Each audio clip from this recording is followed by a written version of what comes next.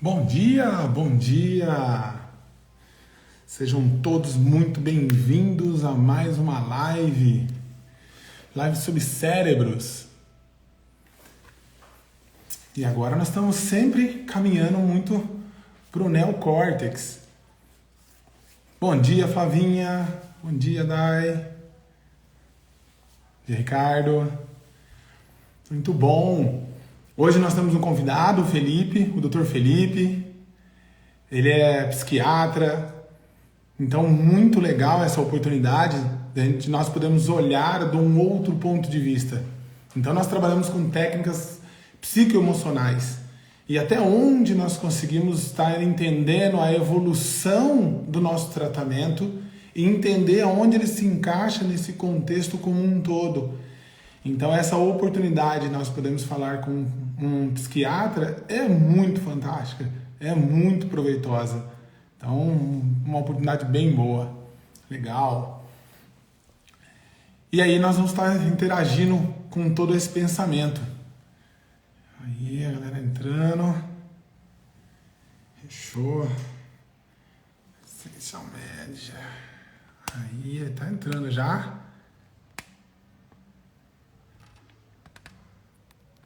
O Insta tá mais tranquilo nesse domingo, hein? Tá avisando o pessoal gradativamente. O Felipe já entrou aqui, eu vou estar chamando ele. Bom dia, Renata. Bom dia, Sabrina. Bom dia, Karina. Bem-vindas, Lígia. Muito bom, muito bom. Vamos lá. Chamando ele aqui. Sim, bom dia. Aí, acho que tá entrando já aqui.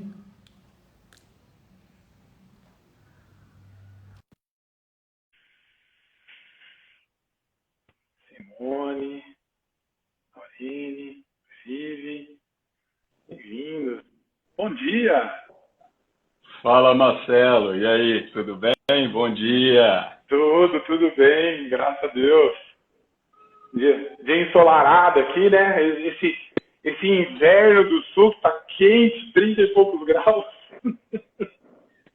Ninguém imagina, né, Marcelo? E calorzaço, né, cara? Super Muito calor.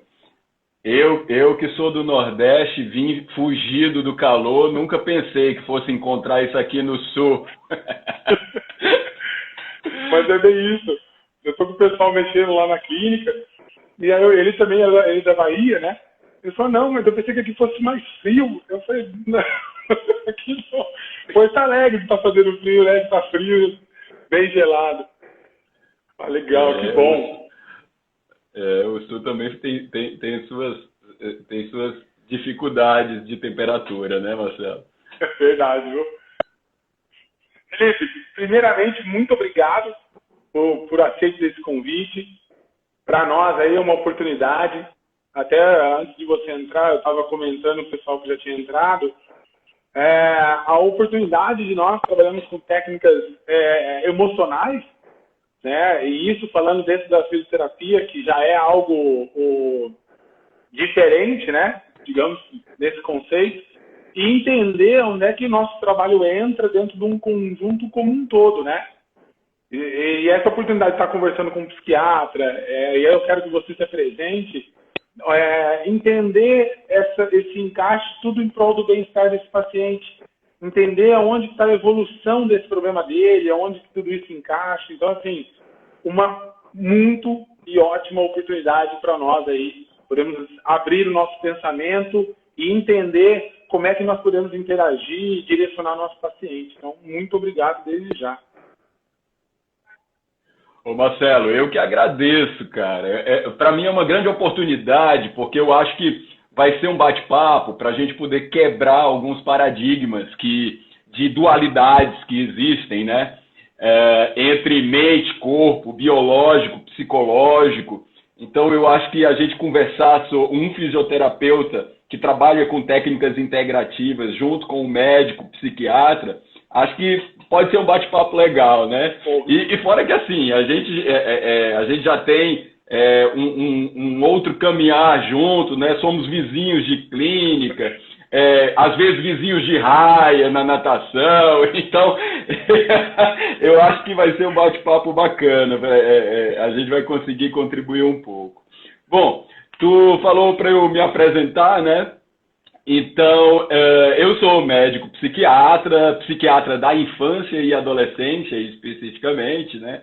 Que é uma especialidade assim, que poucas pessoas conhecem dentro da psiquiatria, né?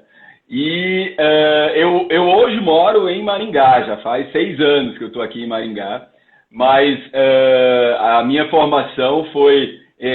primeiro eu fiz faculdade de medicina na Universidade Federal do Maranhão e depois eu fui para a USP de Ribeirão Preto, onde eu fiz minha residência de psiquiatria, que são 3 anos, depois mais 1 ano de psiquiatria infanto-juvenil, e fiz o meu doutorado em saúde mental, trabalhando especificamente sobre a inter-relação gene-ambiente em transtornos mentais, né? Então, essa dualidade entre biologia e psicologia e psique humana, né? É algo que, para mim, eu já tento explorar desde a época do meu doutorado, né? Muito bom. Pô, fantástico. São Luís, muitas vezes... E esse detalhe que você falou até um pouquinho antes é muito curioso, né? E quando eu entrei em contato, eu não sabia que você estava na frente da clínica. Eu acho um cuidado de Deus imenso, né? E a gente nadava na mesma raia. São Luís do Maranhão, muitas vezes a gente teve a oportunidade de dar aula lá, né? Descia com voo Imperatriz, depois levantava e descia em São Luís. E aí também longe. Mas que legal, que caminho gostoso. E parabéns, né? Porque a mente realmente é extremamente complexa e especializar ainda numa área infantil, que até estava pegando um pouco aqui dessa história toda, esse desenvolvimento dessas fases da infância, o que para nós tem muita ligação, né? Nós atendemos muitas crianças e aí eu falo assim, e aí? Muitas vezes o problema está com os pais, né? Então, esse entendimento todo é muito legal, muito legal.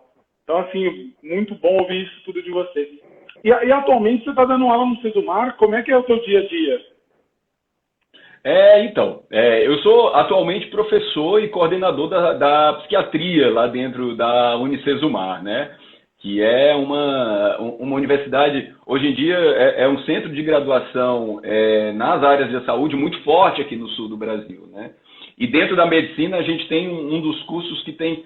Na semana passada teve a live com a professora Solange, que é diretora, né, do nosso curso de medicina e da área de saúde, de uma forma geral. Então, a graduação em medicina é muito forte lá dentro, né? É um dos centros que mais tem alunos em medicina hoje em dia se formando, né? E é um currículo que valoriza extremamente essa questão da saúde mental dentro do currículo médico, sabe, Marcelo? Então, nos últimos anos, dentro da medicina, assim, aumentou-se a importância da saúde mental em torno de 200%, sabe? Legal. Por conta do vislumbre que o próprio Ministério da Educação e da Saúde percebem que a carreira de saúde, de uma forma geral, precisa muito do olhar para a psique humana, né? Então, dentro dos cursos de saúde, de uma forma geral, tem sido algo muito aprimorado, né? Desejado. Isso é fantástico, né? Porque sai com outro pensamento, com outra intervenção por consequência, né? Ô, Felipe, me explica um pouco para nós, porque assim, qual é a nossa realidade? Nós trabalhamos com a técnica de microfisioterapia, nós trabalhamos com memória emocional, né? Nós entendemos até da parte de princípio da fisioterapia. Se for ver de uma fisioterapia tradicional, nós passamos 10, 20, 30 sessões com o paciente. Então, meio que está embutido dentro desse conceito, desse relacionamento com o paciente, um relacionamento extra. É quase que inevitável disso a criação de um pensamento de quando ele vai vir com uma dor maior e dentro de um tratamento já era para ele estar melhor. Quando você está batendo um papo com um paciente durante a sessão, você descobre que ele teve um estresse, por exemplo, dentro de casa.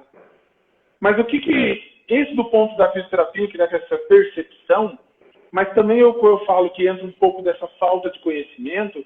Eu queria que você apresentasse o que é a psiquiatria, né? E como é que entra essa psiquiatria infanto-juvenil, né? Por quê? O básico da coisa, eu estou tratando um paciente, qual é um insight, de repente, com esse entendimento que eu posso ter, que eu tenho que sugerir para ele ir e um médico, e um psiquiatra que trabalha na linha infanto-juvenil, então que é já um olhar um pouco mais detalhado, um olhar um pouco mais diferenciado. Marcelo, a psiquiatria infanto-juvenil é uma especialidade mais ou menos recente, tem menos de 100 anos, assim, em termos acadêmicos, a psiquiatria infanto-juvenil. Né? Aqui no Brasil, ainda mais recente ainda. Né? Mas ela veio muito da ideia de que da percepção de que a maior parte dos transtornos mentais do adulto tem origem já ainda na infância, né? Em dificuldades que acontecem ao longo da infância. Né? Se você for pensar nos adultos, metade dos adultos que têm transtornos mentais na vida adulta, até 15 anos já tinham algum tipo de transtorno mental. Né? E isso não foi olhado. Né? Então, aquela ideia comum de que assim, é criança não sofre, criança não tem problema, é uma ideia que cada vez tem caído mais por terra. Né? Para você ter noção, cerca de 50% dos jovens até 21 anos já preencheram em algum momento, da infância até os 21 anos, algum critério para um transtorno mental. E quando eu falo transtorno, não é dificuldades emocionais simples. É algo que transtorna, que impacta a vida desse jovem, ou na escola, ou na família, ou no lazer, em diversos aspectos. Né? Então, isso é a psiquiatria da infância. É olhar para aquele jovem que está precisando ali, naquele momento, de algo, para isso não ter consequências e uma coisa ali levando a outra, e a outra, e a outra, e o transtorno mental e ficando cada vez mais grave, sabe? Entendi, perfeito. Entendi. É muito legal ouvir isso, porque é a mesma forma que nós pensamos, né? Inclusive tem aquele livro, Biologia da Crença, ele fala dessa crença que é constituída muitas vezes na infância. E um exemplo que nós damos em aula, falou assim, essa criança ouviu sempre que não era capaz, que não poderia, e o pai falava, seu burro, você não consegue fazer nada certo. E qual é a programação que isso vai repercutir na fase adulta? Porque se nós estamos falando de um desenvolvimento infantil, meu pai, por exemplo, tem um doutorado em desenvolvimento infantil do 0 aos 5 anos dentro da educação física. Né? Nós estamos falando de movimento, desenvolvimento corporal. E aí ele percebeu, ele fez o Brunin Soderes, que é um teste, que exatamente percebe que existe uma falta de controle motor fino. Ou seja, eu posso ter uma alteração mental que vai repercutir num controle motor fino, alcance muito grande. E aí quando você entende que isso pode ser uma repercussão desses traumas de infância, muda tudo essa abordagem. Né? Por quê? Porque eu acho que a gente não fica tampando talvez um buraco tão superficial. O que você acha? Ô Marcelo, cara, esse exemplo que tu falou do doutorado, dessa questão da educação, olhado na educação física, né? E aí a gente pode extrapolar para a fisioterapia, para a microfisioterapia, que é algo que eu acho que é a prática de vocês, da maior parte de vocês que estão aí na live. Isso leva a gente a pensar naquela questão da dualidade mente-corpo. Né? Até hoje ninguém consegue dividir até onde vai a mente e até onde vai o corpo. Né? Assim, porque um interfere no outro e o outro interfere em um. Né? Então, eu costumo dizer assim, olha, é muito difícil você olhar alguém que tem uma alteração no corpo sem ter uma alteração na mente. Né? Às vezes a alteração na mente, e quando eu falo mente, eu estou falando de algo emocional, pensamentos, então sentimentos, pensamentos, isso tudo eu estou colocando na mente. Né? Pensamentos e sentimentos levam a alteração de corpo. Né? E alteração de corpo levam a alterações de pensamentos e sentimentos também. né? Então, é difícil você dizer, quando você encontra uma alteração no corpo, onde que começou. Se foi na mente ou foi no corpo. E aí você coloca assim, em termos de causalidade, foi no biológico, foi no psicológico, foi no ambiental, foi o pai dizendo, você não consegue, né? Então, de onde começa, né? Então, por conta disso, assim, a gente, como médico e como fisioterapeuta, a gente precisa incluir pessoas que saibam mais que a gente em determinadas áreas. A gente não pode ter uma ciência que seja restrita em si, né? Assim, de dizer, eu sei tudo, então eu vou tomar conta de tudo, porque, eu sou o detentor do saber. Né? Não, a gente tem muita coisa que não sabe, né, Marcelo? Perfeito. Pessoal, eu só desativei os comentários para eu poder ver melhor, mas eu vou estar ativando de vez em quando. Mas se vocês tiverem perguntas, fiquem à vontade, manda aqui, tem um ponto de interrogação, clica ali, digita que a gente vai abrindo. Mas, Felipe, perfeita a sua colocação. Até para trazer essa mente, esse entendimento, nós podemos falar que a fisioterapia, ela nasceu no pós-guerra, então nós estamos falando de uma coisa muito biomecânica. A gente sai da faculdade, apesar de ter no primeiro ano a psicologia, a gente sai com esse entendimento biomecânico. Então, com a evolução dela no Brasil, no mundo, obviamente, e aí eu sou muito grato ao Afonso, que trouxe esse insight, esses técnicos no Brasil, esse pensamento, a gente sai de um fator biomecânico que antigamente a gente estava tratando de maneira repetitiva, né? Então, olhar perante uma dor física, que a gente fala assim, não, vai repetindo,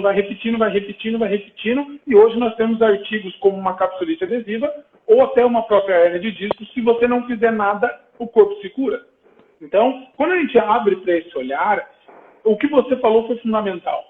É esse entendimento que nós temos um fator biomecânico, que a gente fala lá, é esse bem-estar integrativo, o fator psicológico, psicoemocional, que é o que nós estamos entendendo, construindo nessa série de lives aí, que nós estamos falando de vários cérebros, mas também podemos falar no fator bioquímico, né? E aí que cabe, eu acho que a nossa responsabilidade sobre o paciente é essa. E é isso que eu queria ver se você falasse para nós, que qualquer hora que eu vou indicar para um psiquiatra, que tipo de comportamento esse paciente pode ter, que é interessante já eu ter um insight, um salto, que eu posso trabalhar dentro de uma técnica emocional com ele, mas eu acho interessante ele fazer uma consulta com o Felipe. Por quê? Porque tem algo a mais aí. Porque a gente tem essa particularidade de passar muito tempo com o paciente. Hoje em dia, o fisioterapeuta, de maneira legal, de maneira terapêutica, nós também temos esse entendimento dessa tríade. Mas e aí? O que eu posso estar olhando para ele e olhando e falando assim, esse meu paciente hoje, por exemplo, falando de criança, ela está agressiva. Nós sabemos, né? Nós sabemos que a agressividade, por exemplo, de uma criança, pelo menos lá em casa, eu falo que tem algo errado no ambiente. Mas e numa clínica? O que a pessoa que pode estar nos assistindo, ou um nutricionista, né, vai olhar para aquilo e falar, tem algo a mais. Cara, Marcelo, tu vai falando as coisas, me dá vontade de comentar sobre tudo que tu tá falando, cara. É que nem eu aqui, eu vou mostrar as 3 lives aqui, vou montar um congresso, Isso aí é um campo meio inexplorado, Felipe. Isso aí, para mim, está sendo um prazer imenso, assim, trazer insights e entendimento num campo que as pessoas, estou falando do fisioterapeuta só, tá? Ele não tem uma direção. Ele quer ajudar, mas muitas vezes fica ali, eu vou dar conta, mas não vou dar conta. Calma. Você pode entender ali o salto. E ótimo.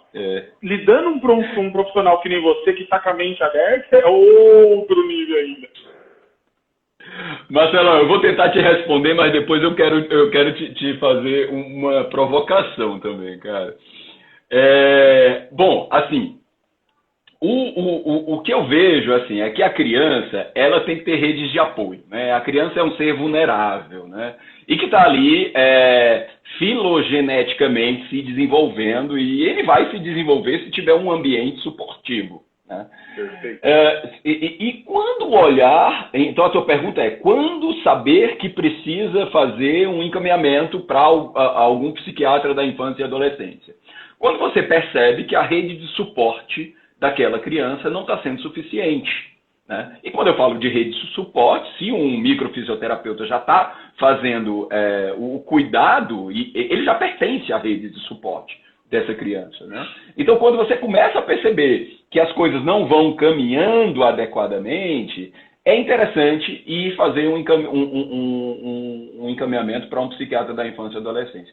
Agora, é importante também chamar a atenção de uma coisa, né? Quando você fala de psiquiatria da infância e adolescência, você não está... De psiquiatria, tá, Marcelo? Você não está dizendo que a pessoa é louca e você não está dizendo que o psiquiatra vai medicar, tá? O psiquiatra, ele vai avaliar, ponto. Avaliar quais são os fatores que estão levando aquela criança. Primeiro, se a criança está tendo um transtorno, né? Porque muitas vezes a criança não está tendo um transtorno. Muitas vezes quem está tendo transtorno são os pais, muitas vezes quem está tendo transtorno é a escola, são os ambientes, mas a criança está normal. Então, o psiquiatra da infância e adolescência, ele precisa analisar a situação. E depois de analisar, tomar as medidas cabíveis, que pode ser um encaminhamento para psicologia, um encaminhamento para uma terapia ocupacional, um encaminhamento para uma fonoaudiologia e um encaminhamento para microfisioterapia. Aí vai a minha provocação. E quando que eu encaminho para microfisioterapia? Boa. Bom, até te responder isso, eu costumo falar que nós somos um faxineiro. Para essa visão, nós falamos assim, existe uma memória desse estresse dessa pessoa. Nós, como fisioterapeutas, especialistas ou profissionais da área da microfisioterapia, nós vamos trabalhar com as memórias que estão registradas no corpo. Então, basicamente, a gente trabalha em qualquer hora. Claro, nós podemos pegar uma criança, por exemplo, a semana passada foi a semana da criança na clínica, pelo menos na minha agenda. Então, vai repleto de criança, desde aquele de 3 meses até a de 8 anos. Então, muitas coisas que nós vamos procurar na memória, no tecido, na pele, falando a nível de memória celular, é que nós vamos estar fazendo o quê? Vendo se aquela agressão, seja de ambiente, seja de transgeracional, ou seja, genético, ou uma toxina, que a gente tem algumas ferramentas para isso, está agredindo ou está fazendo com que essa criança ou essa pessoa somatizou. Aí, se a derme, se nosso movimento, se a nossa palpação sobre a epiderme, que vem do sistema nervoso do ectoderma, está bloqueada, nós sabemos que tem algo que não está funcionando bem. Só que dentro do nosso conceito, nós vamos ver onde é que ele bloqueou. Na derme, é o nível do umbigo, por exemplo, é o nível do estômago. Então, essa criança pode ter somatizado no estômago?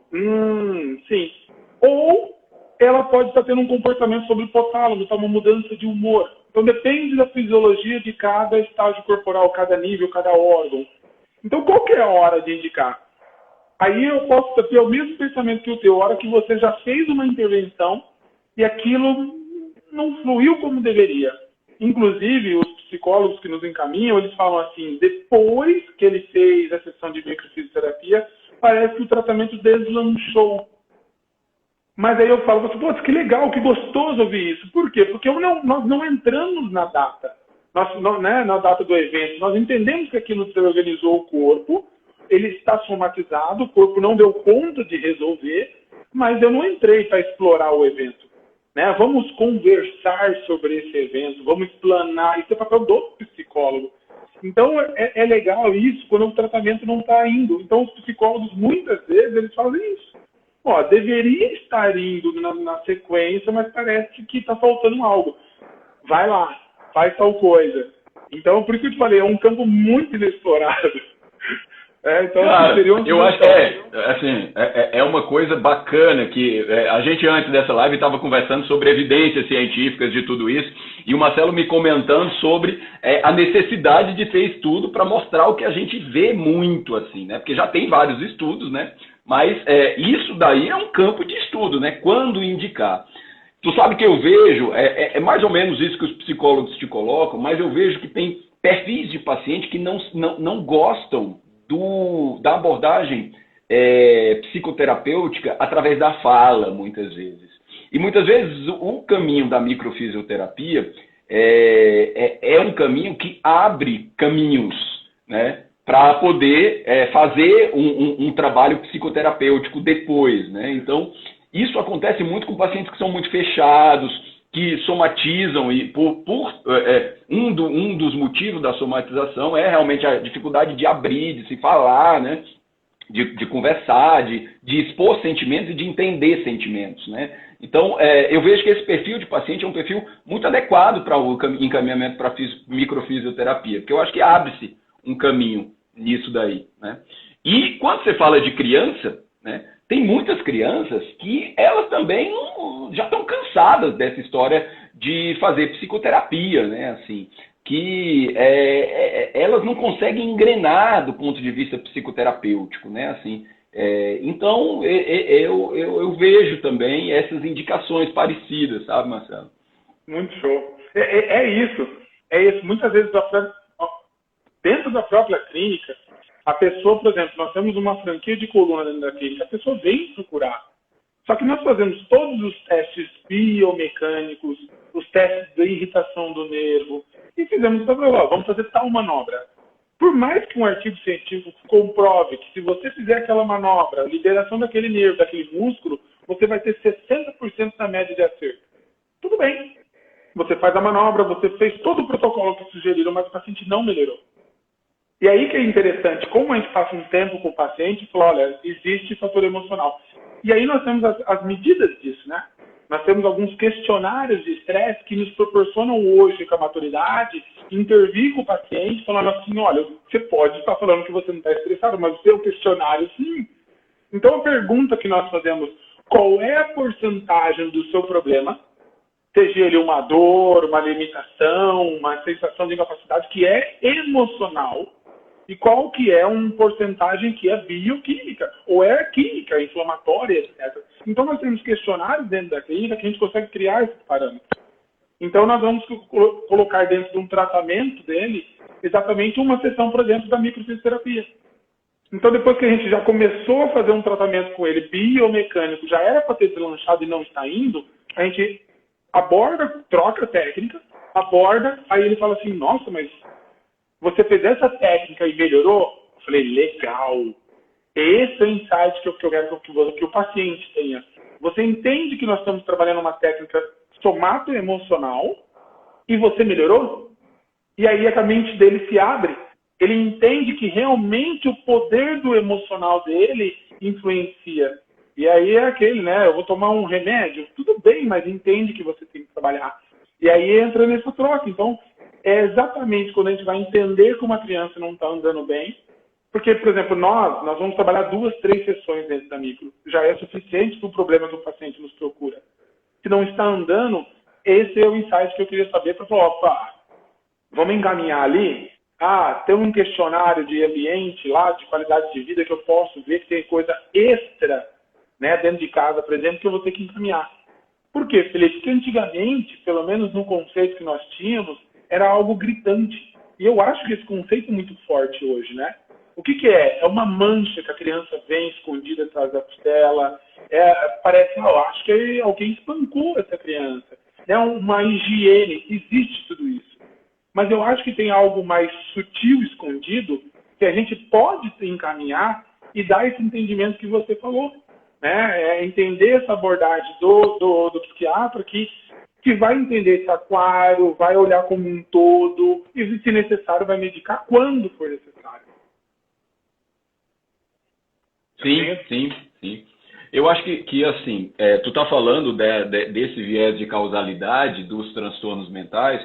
Eu falo dos transtornos mentais, mas na verdade, na medicina como um todo, né, Marcelo, existe o papel do biológico, do psicológico e do ambiental, né? Não tem como dizer que, por exemplo, uma pessoa que pega Covid não tem um papel de todos esses 3 aspectos. Não é só o vírus, né? É também a exposição, é também eu não usar a máscara. Isso daí é psico e ambiental, né? Tem a ver com as 2 coisas, as 3 coisas. Uma interfere na outra, né? Então, nos transtornos mentais, isso é muito mais evidente, o papel do psicológico e do biológico, né? É interessante que, assim, a psiquiatria, a genética dos comportamentos, evoluiu bastante, né? Assim, tentando analisar o papel dos genes e da hereditariedade nos transtornos mentais e nos comportamentos humanos. E até hoje, a maior conclusão e a conclusão mais generalizada de todas é que a maior parte dos transtornos mentais, o papel genético, e aí eu falo gene, porque gene vai moderar proteínas que vai modelar neurotransmissores, né? Então, o papel do biológico é quase sempre menor do que 50% nos transtornos mentais. O que isso tem de conclusão? De que o psicológico e o ambiental são os mais importantes dentro dos transtornos mentais e dos comportamentos, né? Então, não adianta a gente ficar, hoje ainda, com a evolução da ciência, não adianta a gente ficar focando no biológico, porque existe muito do ambiente, existe muito do psicológico. Como a pessoa interpreta aquele ambiente também interfere, né? Que é o psicológico. Perfeito. Tem duas perguntas aqui que eu já vou passar para você, mas é isso que você falou, tem muito sentido, né? Eu vi vários artigos que eles pegam gênios e separam, né? E um cresce em um ambiente, outro cresce do outro. E aí, por que deu, né? Mas cadê essa história? Então tem vários artigos que colocam, na pior das hipóteses, coloca a pulga atrás da orelha para exatamente intrigar esse ambiente, né? O que nós falamos na clínica é o quê? Olha, tudo bem, eu vou pegar o paciente, eu vou dar uma faxinada nele, mas eu vou devolver ele para o aquário sujo. E esse aquário, como é que é? Como é que tá? E aí ele volta para um ambiente agressivo, coagido ali, né? E ele volta a reativar aquilo tudo. Então é bem, bem legal. Deixa eu pegar as duas perguntas.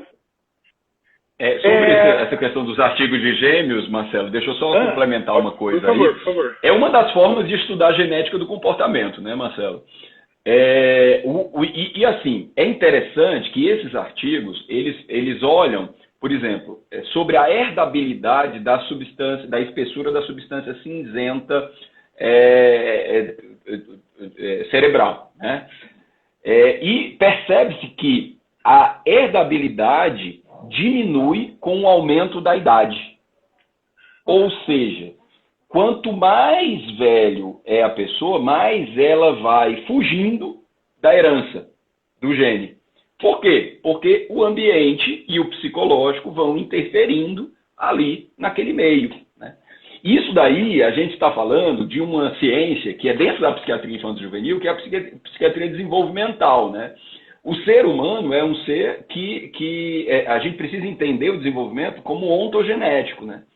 Então, existe ali o gene, mas existem outras influências ali interferindo no desenvolvimento. O que veio você falou isso, veio na minha mente, assim, então eu posso estar mudando a geração, 4 gerações. Se isso, eu estou mudando esse ambiente, gera uma mudança de comportamento, se eu pegar 4 gerações depois, eu posso estar realmente quebrando o que era dito genético, né? Isso é genético, não tem nada para fazer. Sim. Vive com o seu problema aí que não tem solução. Legal isso. Do ponto de vista protetivo, você está falando. Mas isso é muito visto do ponto de vista de agressivo, né? Por exemplo, maus tratos na infância, né? Muda com formação neuronal, genética, né? E mudando com formação genética, isso daí é mostrado em vários artigos, né? Assim, que vão falar sobre a epigenética, né? Mudando com formação genética, acabam transcrevendo mais ou menos proteínas reguladoras de neurotransmissores, né? Então, isso daí já é visto pela ciência. Que legal. Excelente exemplo. Obrigado. Felipe, tem duas perguntas aqui, ó. Primeira, o que seria um transtorno da escola? O que seria o transtorno da escola? É uma escola por exemplo, isso é muito visto, né? É uma escola demasiadamente punitiva, uma escola demasiadamente exigente, uma escola que coloca, que não respeita a individualidade das crianças, né? Isso é transtorno da escola. Nesses momentos a gente precisa intervir não com a criança, mas com a equipe psicopedagógica ou com os pais dizendo, dando uma dica para que eles saiam daquela escola. Boa dica, boa dica. Mas isso, Felipe, a próxima pergunta é sobre Rivotril, né? Mas eu queria até falar um pouco antes, que é o uso abusivo de Rivotril que eles fizeram a pergunta. Mas isso exatamente exige o que a gente enfrenta muito na clínica, esse olhar dos pais, né? Porque não adianta estar ali com a pessoa, mas e o pai? O pai é offline, né? O pai é offline total. Então, assim, não vejo problema nenhum. Não, eu fui educado na chincha, meu filho tem que ser educado na chincha. Então, assim, esse treinamento, né, o que Samitiba fala, né, quem ama educa, dá para melhorar. Mas é um transtorno que muitas vezes também é o que você falou. Eu acho melhor a gente encaminhar para 2, 3 profissionais e ele ter alguma dica, uma hora vai cair a ficha que ele também tem que olhar para dentro de si, né? Sim. Tu falou aí do papel dos pais, né, Marcelo? E nós dois somos pais, né? Pais que, pelo que eu te acompanho também, pais participativos na educação, né? A gente fala de papel de pais, mas no papel de pais sempre é olhado para a mãe, né? E o pai, né? O pai também tem o seu papel. E muitos dos pais que vão lá comigo na clínica são aqueles que dizem, não vou, quem vai é a mãe. Quem cuida de saúde é mãe, não é pai, né? O que pai tem a ver com isso? E é interessante que a primeira consulta com crianças, eu já peço para a minha secretária chamar os pais, né? Pai e mãe, juntos. E muitas vezes eu me deparo com um pai que não vai, e aí eu pergunto, por que o pai não está aqui? E ela se assusta com a minha pergunta, né? Como se o pai não necessitasse estar ali, né? E isso eu já anoto assim, conduta, depois da primeira consulta. Insistir na presença do pai. Boa. Não, mas é excelente. Ontem eu estava assistindo uma aula, a minha esposa saiu para fazer uma entrega lá, e a minha pequena de 6 anos, que está fazendo 7, falei, o papai vai assistir uma aula, mas depois nós brincamos. Ela ficou do meu lado durante a aula tinha começado já 1h30, basicamente. Aí eu olhei para aquilo e falei, deixa eu entender o que isso está querendo me dizer. Eu estou em cima de você aí, traduzindo a linguagem dela, que ela não falou. Eu estou em cima de você, ao você terminar, você vai brincar comigo. Depois. Não foge. Não foge. Depois, realmente eu estou esperando, realmente eu anseio pela sua presença. E aí, automaticamente, tem uma série de mensagens, que é isso que eu quero transmitir, uma série de mensagens embutidas em cima de um comportamento simples, só estava eu e ela em casa, que ela estava ali brincando com as bonecas. E olha que curioso, Felipe, isso é um resultado final do produto, né? Eu acho que dá para conversar bem mais profundo, mas assim, aí eu peguei as bonecas dela, e aí eu troquei a cabecinha. Uma era uma aventureira, uma heroína, e a outra era a Barbie. Eu peguei e troquei e falei assim, agora a Barbie virou Ladybug. Ela, como assim? Isso pode? Por que não? Então, olha que legal essa construção desse pensamento que às vezes estava limitado dentro de uma crença dela, que podia, eu falei, não, pode brincar, agora eu posso criar, eu posso gerar um novo.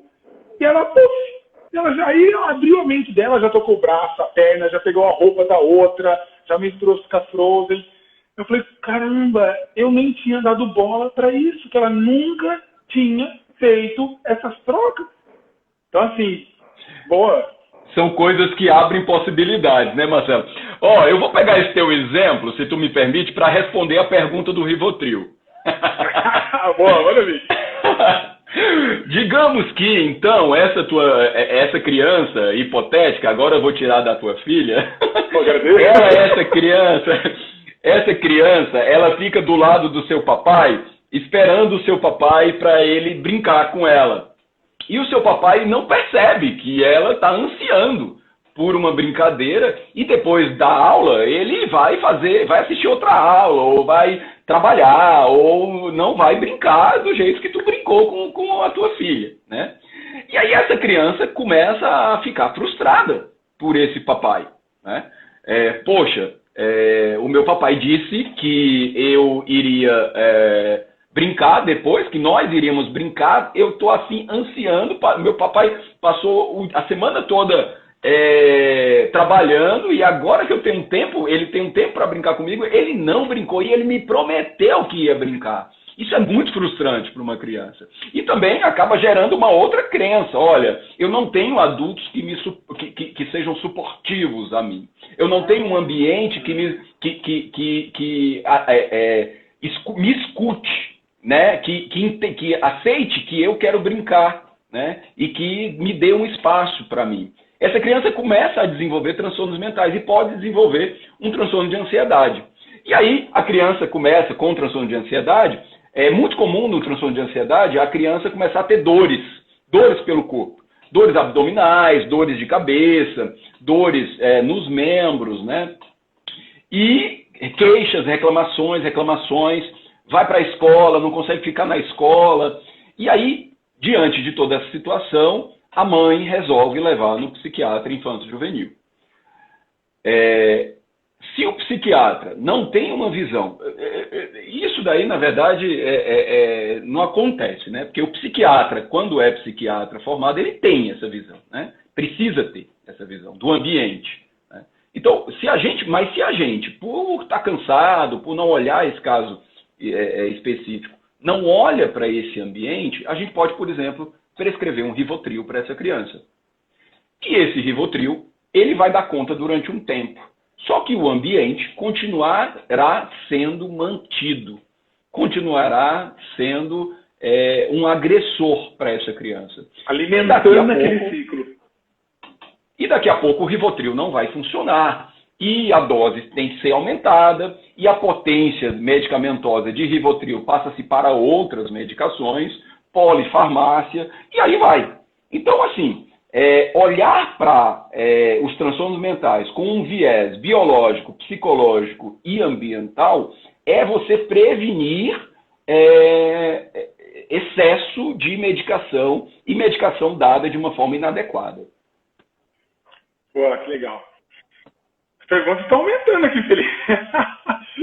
Bom, que bom. Eu vou pegar na Flávia aqui.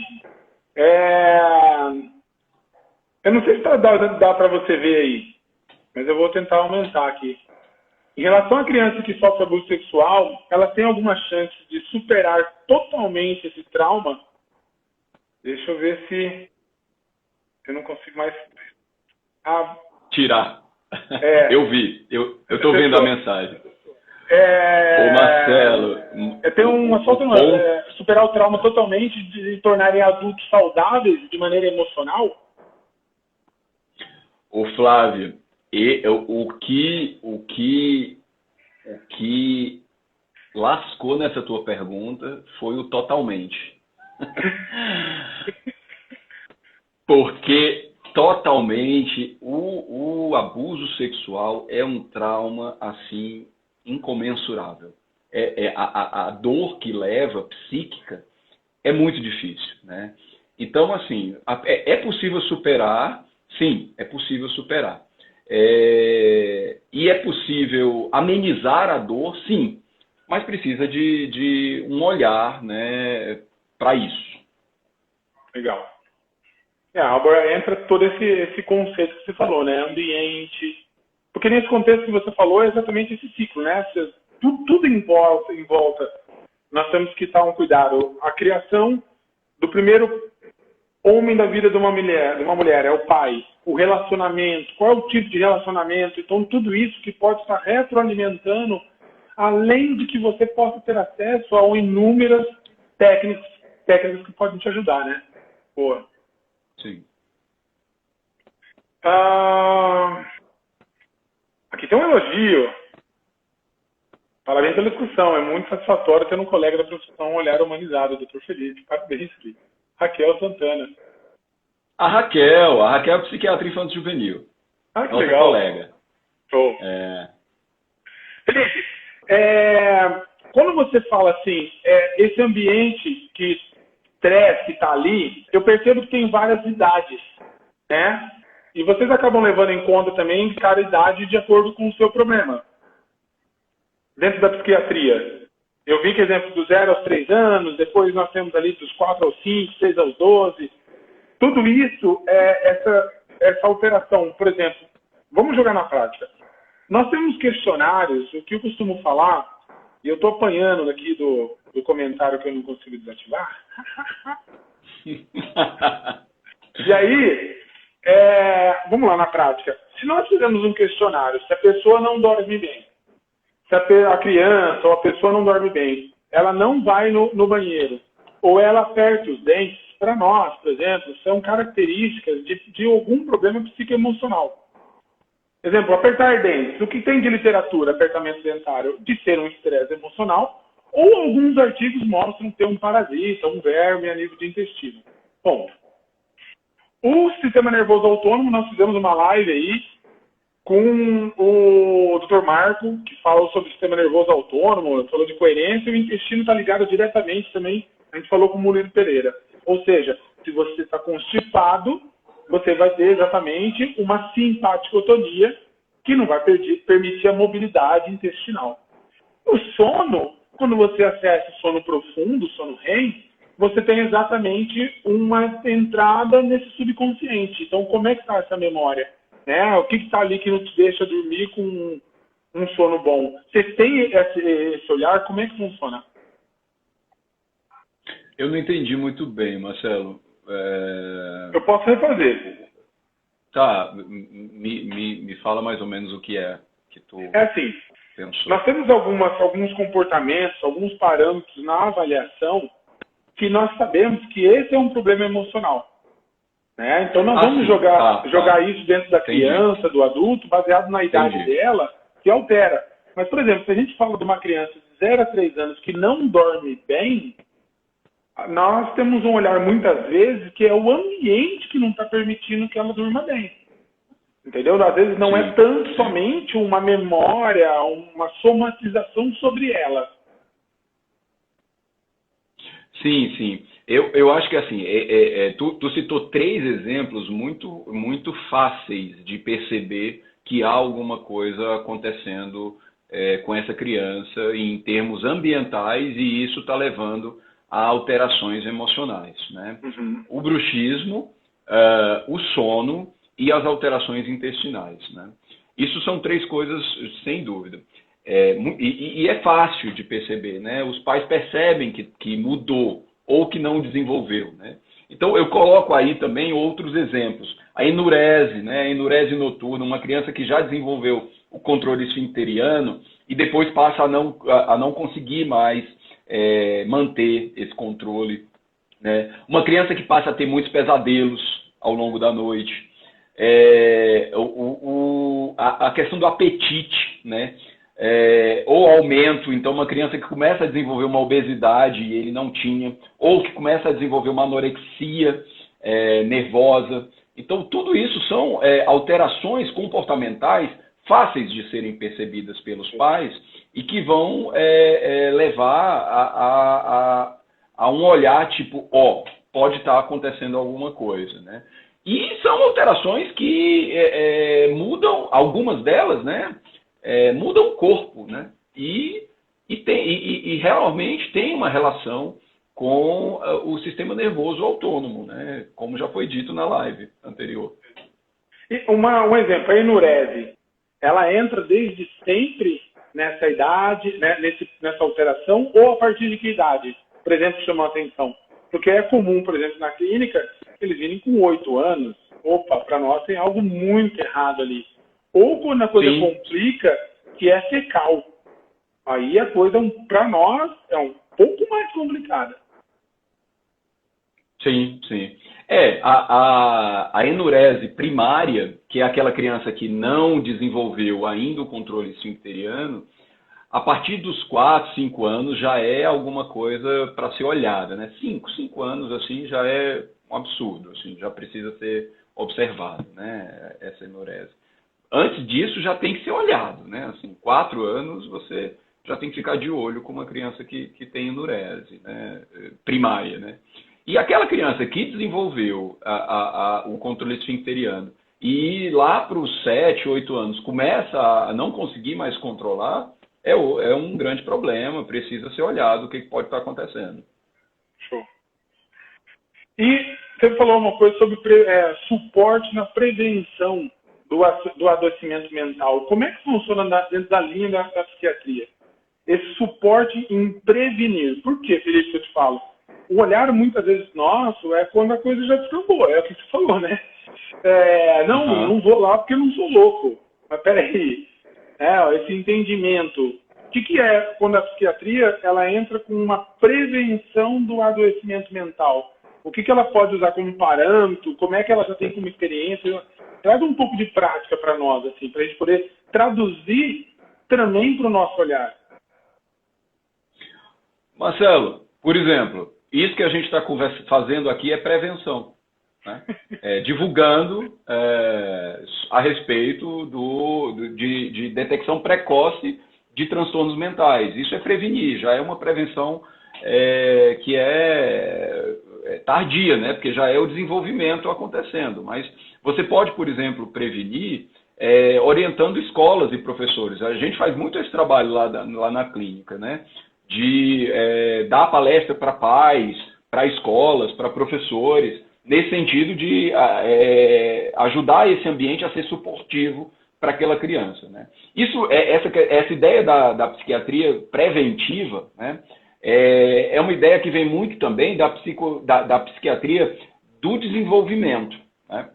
A psiquiatria do desenvolvimento, ela une algumas ciências, né? A psiquiatria infantil, propriamente dita, né? A psiquiatria infanto-juvenil, a psicologia do desenvolvimento e as ciências sociais, né? Quando você fala de psiquiatria, eu estou falando do modelo médico com base analítico-dedutivo e que traz muito do conhecimento de neurotransmissão, de estruturas cerebrais, mas também da psicologia, né? Porém, assim, a gente não pode neurologizar muito a psiquiatria, né? Porque a psiquiatria não é somente cérebro, a psiquiatria não é somente neurotransmissores. E a psiquiatria desenvolvimental, ela traz a soma da psicologia do desenvolvimento e das ciências sociais, como a psicologia do desenvolvimento, trazendo modelos psicoterápicos que olham para aquela criança de uma forma mais compreensiva, trazendo modelos pedagógicos para aquela criança, para o desenvolvimento daquela criança, né? E as ciências sociais, olhando, por exemplo, o papel da família, olhando o papel da comunidade, olhando o papel das inter-relações com amigos, com a família. Isso daí, tudo isso somado, vai trazer uma matriz de identidade para aquela criança. E pode trazer um transtorno ou não, né? Então, a psiquiatria do desenvolvimento, ela traz muito mais essa noção de uma saúde mental que não tem um limite entre o adoecimento, um limite tão claro entre um adoecimento e uma saúde. É muito mais uma ideia espectral, né? Então, como um arco-íris, se você for olhar um arco-íris na natureza, você não consegue enxergar quando passa de uma cor para outra. É algo muito leve essa transição. E a saúde mental tem que ser olhada dessa forma. Eu posso hoje estar conversando contigo e estar bem, e eu de repente começo a adoecer. Então, não existe um doente mental. Existe este momento que esta pessoa está com adoecimento mental. Muito boa essa explanação. Então, mesmo porque, Felipe, eu acredito que esse adoecimento, seja físico, seja mental, ele também fortalece o corpo, a mente, para ele poder ter uma resiliência, um suporte, uma flexibilidade às novas agressões. Eu não sei se isso se dá, pelo menos na nossa área é isso. Eu quero correr, vamos lá, de uma maneira mais clara, eu quero correr mais longe, eu vou treinar mais. eu quero melhorar a minha mente, vou fazer um coach, né? Vamos lá, eu quero estar me suportando ali. Então, isso tudo, eu acho que estar doente dentro de um limite, né? Existe uma técnica que a gente vai falar em outra live, que chama homotoxicologia, né? Essa agressão nesse meio, mas ele também nos fortalece, como fosse uma vacina. Eu pego aquele agente morto para que desenvolva o meu sistema imunológico, identifique aquilo e me fortaleça, vamos supor. Então, isso também pode me favorecer um fortalecimento. Teria esse pensamento, também existe o lado positivo disso tudo, ou seja, ficar prevenindo demais, cuidando demais, protegendo demais esse ser, essa criança, também vai gerar um lado negativo? Ah, sem dúvida, né? A criança, ela precisa... a gente precisa dar desafios suportáveis para a criança, né? Mas tem que ter desafio, né? Não pode sempre estar tirando os desafios, tirando os obstáculos da vida da criança. Mas eu tenho que dar um obstáculo do tamanho que ela mereça, que ela possa, né? Você falando sobre isso, não sei muito bem se é isso que tu pensou, Marcelo, mas me veio a ideia da questão do bullying, que é uma agressão do ambiente, né? Dentro da escola, isso acontece muito. Tem muitas crianças que vão até mim após o bullying acontecendo, né? Você imagina como é essa inter-relação entre o físico e o mental, né? A criança começa a passar por uma dificuldade, que pode ser, como por exemplo, um ambiente domiciliar não suportivo, como aquele exemplo que a gente deu anteriormente. E ela começa a comer muito, ou comer coisas que não são saudáveis, né? A partir desse comer muito, ela começa a ter obesidade. E aí ela fica com sobrepeso e dentro da escola ela começa a sofrer bullying. Essa criança sem o ambiente suportivo, ela não consegue lidar com essa questão do bullying, porque ela não consegue agir, né, de uma forma assertiva. E se o ambiente que está ali não olha para essa criança que não consegue agir, e não consegue agir nessas outras crianças, essa criança vai piorar esse estado emocional. Então, são diversas os adolescentes, agora eu vou falar mais de adolescente, porque é uma consequência, né, disso tudo, que desenvolvem fobia social, e quando a gente vai olhar para trás, toda essa fobia social começou de um hábito, um apetite exacerbado e equivocado que não foi olhado. Olha só, como uma coisa vai interferindo na outra. Nós pensamos da mesma forma. Dentro da micro, o fato de você ter um evento agressor não significa que você vai jogar sempre somatização no mesmo lugar. E a sopa é feita muitas vezes com vários temperos, né? Vários temperos, por quê? Porque eu tenho uma somatização do evento vindo de tal perfil, que foi somatizado em tal órgão, e um outro evento com tal órgão. Então, a somatória desses dois vão alterar neurotransmissores, vão alterar comportamento, vão alterar um bom funcionamento, e aí eu vou ter um resultado final, que pode ser uma ansiedade, que pode ser uma anemia. Mas vendo você falar, eu acho que vem assim uma ideia muito assim, não sei se é fora de padrão, né? Infelizmente eu não tinha pensado dessa forma até o momento. Então, se eu pego uma criança, estou trabalhando com ela, fiz o meu trabalho, entendendo que essa criança ou esse adolescente é muito resultado do meio e é um pensamento muito integrativo, Felipe, só um insight aqui. Se estiver acabando aqui, se estiver dando, eu cancelo e volto e vou te chamar de novo, tá? Na beleza, verdade, tá bom. Eu acho que eu vou fazer isso já, porque vai cortar bem no meio e é mais fácil eu criar essa linha de raciocínio no próximo vídeo. Eu já te chamo aí. Tá, beleza. Tá bom.